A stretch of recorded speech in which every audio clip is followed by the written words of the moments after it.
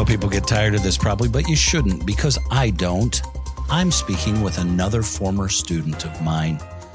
It's Andy Fruth. He's president of the Freeport Kiwanis Club, or Kiwanis Club of Freeport. And he also is down at Tricor, where they have a fabulous new facade downtown that looks great. And Andy is one of the nicest guys you know, and is a St. Louis Cardinals fan, but we love him anyway.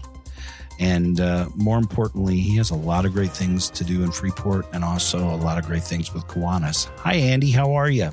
Hey, Tim. Thanks for having me today. Well, thanks for being here. Andy, I just would like to know, what are your responsibilities as president of the Kiwanis Club? Well, I mean, I take the responsibility of being president of Kiwanis really, really seriously. A lot of people don't know, Tim, is that our Kiwanis Club in Freeport was actually founded in 1919. So we just turned 107 years old, still trucking along. So you still look great after. Still look great after 107. I'm personally trying to go to 150. So, you know, got some time to go. But I mean, there's a lot of history involved in our club in Freeport, a lot of things that have happened in Freeport because of our Kiwanis Club. So, I mean, I take the responsibility really seriously because, like I said, we're 107 years old, but we need to keep trucking along and keep doing the things that we're doing. So what are some of the things that you guys are doing? What are some of your main responsibilities in this town for the Kiwanis Club? So our club specifically, we do sort of three main events a year. We do our Pancake Day, which this year will be in our 73rd year of doing Pancake Day down at the Masonic Temple. And then twice a year in the spring and in the fall, we do our Pretzel Day fundraiser. Last spring, we actually just had our most successful one ever. We eclipsed the $5,000 mark. And that's basically us just sitting on the corner, giving out pretzels, taking donations. Well, as you look at that, and it takes people. It takes people to do this. It can't just be you and three of your friends getting everything done. So how does it work to get people into Kiwanis? Basically, I have found the best way to get people into Kiwanis is just to get them involved in the things that we're doing. I mean, there's so much more to Kiwanis than just our traditional meetings on Tuesday. I mean, I like to view it as we're sort of the pulse of the community. We try to be involved in the things that we need to be involved in. You know, we're averaging about $20,000 to $25,000 a year in donations that we're giving directly back to to other nonprofits and organizations in the community. So, I mean, it's just through a lot of the work. But if there's, volunteers that are needed, if there's help that's needed, if there's this, Kiwanis wants to be there to be able to provide that support. So I think the best way to get people to join us, like I said, is just to get them involved in those things that we're doing. So I'm sitting here and I'm listening to this podcast and I'm like, yeah, I'd really like to be in Kiwanis, but I'm busy with 8 to 10 other things. I just don't know if I have the time. What's your response to something like that? I hear things like that all the time. And I mean, I've got 3 kids. I volunteer. I coach. I'm on other boards. And I think your experience is really what you make out of it. You might not have time to be the best member that you can be that attends absolutely everything, but that's also not the expectation of Kiwanis. The expectation of Kiwanis is that you are there serving when you're able to. I mean, this all has to be within your own time. I mean, look, you're sitting here with me at work right now. I'm carving out some time just to do this podcast, but I mean, we also are doing things after hours. We're doing things on the weekends. So, I mean, the experience is what you make it, but I challenge people to find that time to get involved because I think everyone has a little bit of time that they could get involved in their community. There's so many wonderful things that are going on in Freeport that I think also, if you're not participating in them, let alone volunteering at them, you're really missing out. So I'm looking around your office and I'm seeing all your great things from Southern Illinois University and your St. Louis Cardinals thing, your lovely pictures of your family and all this kind of stuff. And you're a busy young man, and you were very successful in your fraternity, and you could have really gone anywhere, and you did go other places, but you decided to come back here. And I think my question to you is I'm not even going to say how old you are because I don't want to guess it wrong. I think you're a lot younger than you probably are. But I guess my comment or question to you is, why did you decide to come back, and why is it important to you to be back in Freeport? Honestly, I think the reason that I came back, Tim, was because I was able to get away from Freeport for a little while. That we all hear that expression, people say the grass is greener on the other side. But I think when you are able to get away from Freeport and experience life in other communities, I think you develop a better appreciation for what we have here. I mean, I grew up assuming that every town has a park like Crape Park, that every town has a place like the Union Dairy has, just things like that going on, events like Paint the Port and all these things. But the reality is that they really don't. And I mean, unless you get to experience that, and I mean, DeKalb, Carbondale were great communities, but they just weren't home like what Freeport was. So I think when it came time to, what do I want to do, is wanted to come back here and be involved and just be a part of where I grew up, because I think this is where we need to be. And there's tons of opportunities here in Freeport if people want to really open up their eyes and see all the great things. It's really easy to focus on the negative, but we have so many positive things here. We really do. So we talk about Carbondale and we talk about DeKalb, both places that you were.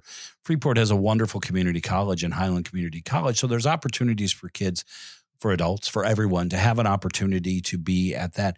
But those two other spots, DeKalb and Carbondale that you're talking about, those are big time universities, and they probably envelop the city a little bit and probably dictate a little bit how the city grows. Am I correct? They absolutely do. I mean, I think the colleges there are, just exactly what you said. If they were not there, those communities wouldn't exist. So I look at Freeport as we have a very successful community college, and honestly, shout out to Highland. That was something that I attended Highland right out of Freeport High School, and that is something that I don't think people think of as enough. I know there's a lot of people that are ready to get out of Freeport, but what a fantastic opportunity at Highland to be able to get a quality education at an affordable price. To be honest, I went to Northern, I went to Southern, and some of those classes that I took at those places were taught by TAs. They were 10 times the price, when at Highland you had a PhD professor, and that the cost was very, very affordable for people that wanted a quality education. I totally agree with you. I mean, I realize that I went to school with Fred Flintstone and Barney Rubble, unlike you, but I was out at Highland also, and I wasn't ready to leave. And going to Highland really guided me and then took me to NIU. And I agree 100% with you. I have relatives in DeKalb. I hang out a lot in DeKalb. DeKalb has some wonderful things, but it just doesn't have the community spirit that Freeport has. Let's talk a little more about Kiwanis, maybe a little more about Freeport, and then end up maybe a little bit with the Cardinals and the Pretzels. How about that? Okay, so with Kiwanis, what happens if that individual that's listening there that says, "Oh, I just don't have enough time," sits there, listens to what you say, and says, "You know what? I do have enough time. I want to be a part of this." How can they get a hold of you or get a hold of an individual in order to become a member of Kiwanis? Well, the first thing I think they need to do, and shameless plug for our club, is they need to follow the Kiwanis Club of Freeport. And I would encourage everyone listening to the podcast to follow us, because that's how you're going to be able to see the things that we're doing, the things that we're involved in. But then we're also sharing, things that other organizations are doing. I've got 339 followers. We'd love to get up past 500. So I think our followers here on the podcast could help us with that. But heck yeah.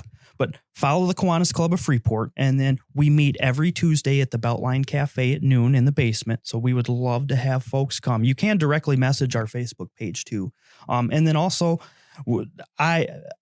I myself and several of other Kiwanians are very, very approachable folks. So if you know a Kiwanian and want to ask more questions, I mean, just come and ask, show up to a meeting. We'd love to have you experience what we're going through, just to see if this could really be a good fit for you. When we created our sister city, our pact with Lidditz, Pennsylvania, the man that I worked with is Mayor Tim Snyder. He's no longer the mayor, but I still call him Mayor Tim Snyder of Lidditz, Pennsylvania. And they have big pretzels, whatever, and they've really helped us out. The one thing that Tim said to me when I visited Lidditz for a couple of days, he said to me that you're only as strong as your Kiwanis Club. He said, our Kiwanis Club in Lidditz has got us so many things. And the more I take a look at our area, I see that in Freeport. Can you piggyback onto what Tim is saying about that at all? Absolutely. If you walk around Freeport, it is not very hard to find something that Kiwanis hasn't touched. I mean, everybody driving into Freeport sees the Welcome to Freeport signs. Kiwanis were a part of that. The trees down Park Avenue, Stevenson on Lincoln, Kiwanis planted a lot of those trees, back in the 50s and 60s. We've got playgrounds at Crate Park. We've got playgrounds at Reed Park. We've got benches. There's just so many small little impactful projects that Kiwanis have made over the years, and then still other ones yet to come that we are working on, that I just think there are so many places in Freeport that you can find spots that Kiwanis has had just a role in actually, getting that off the ground. Everyone sees the Welcome to Freeport signs. That's actually one that I think the current ones were probably installed when I was a child. So, I mean, we are looking at possibly upgrading those. And I know that especially the one by Starbucks is one that's going to be our first target project to work at, getting that one cleaned up. And just really, we want people coming into Freeport to see this is a service club community. There's 3 Kiwanis clubs. There's Lions, there's Rotary, there's the Masons are strong. But that's not a good impression of driving into town, seeing that sign that's up there by Starbucks. So that is a big project of ours over the next year.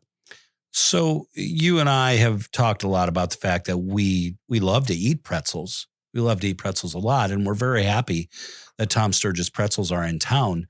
But I guess my question to you is you graduated Freeport High School. There are some individuals that say to me, really, you really love the pretzels.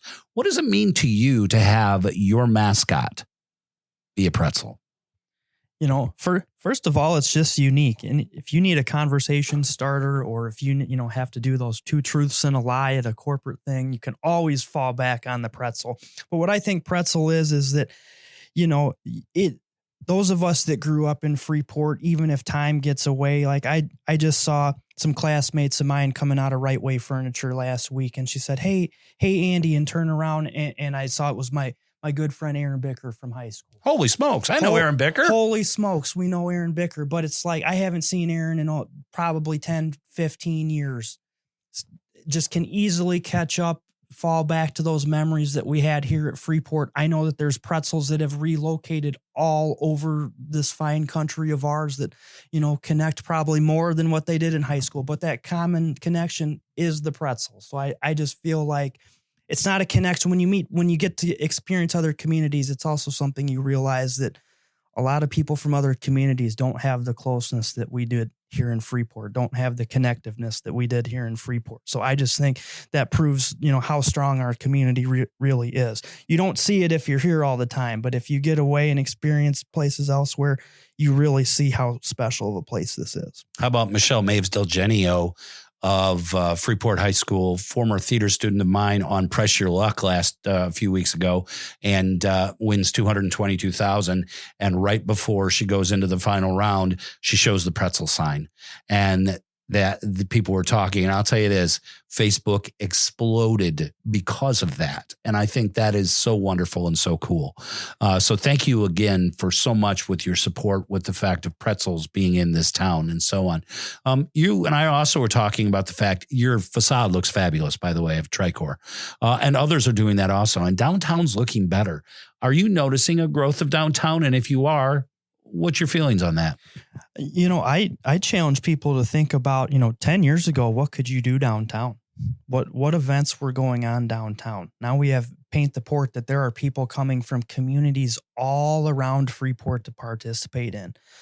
Brewfest, there's people coming from all over the region coming to Brewfest. That's where I see all of my former students. It's so cool. I see 50 to 100 former students at Brewfest. It's just, I love that. There was just never opportunities like that 10, 15 years ago to even get people downtown. Now you look at the year calendar that they're putting out there. There are almost events every month, if not multiple events a month, coming up the downtown trick-or-treating, the beautiful Saturday, the wine fest. There are things going on literally all the time down here. And it just, what a great opportunity for the downtown businesses to have people coming back down to them. That's the reason why businesses are looking to come here. That's the reason why Tricor invested the money that they did into our office, because they believe in downtown Freeport. So if a place that is based out of, Lancaster, Wisconsin believes in Freeport, Illinois, I think that's a good thing. I think that's a really, really good thing. I watched the home run hitting contest, and I'm a big Kyle Schwarber fan. And I watched the finals. And I have to admit, Andy, and people that don't know baseball, you don't know why I'm asking this of him, but you'll know very, very soon. I bet you were an excited young man watching that home run hitting contest. And I'll tell you this as a Cub fan, I'm a big fan of Jordan Walker and his family after that competition. What a show. The boys and I were on the edge of our seat. And I think, Jordan Walker is a great story. He got sent down to AAA last year because he couldn't find his swing. And I think it's real easy for people to get sort of caught in their ways or to think I've got it figured out and, went down to the minor leagues, made some adjustments on his swing. And now look at him. He's thriving. And now, everyone knows who Jordan Walker is, and I'm sure he's going to get a nice welcome in Philadelphia for the rest of his career. I'm sure he is. He won $1 million in that home run hitting contest, and it's more than his contract, and that's a great thing. Andy, before we leave, I just want to say to everybody that if you're ever feeling a little bit down and you're driving by Tricor or you're walking out of 9 East or something and you see Andy, chat with Andy for a few minutes. You'll feel a lot better. Trust me. He's a great guy.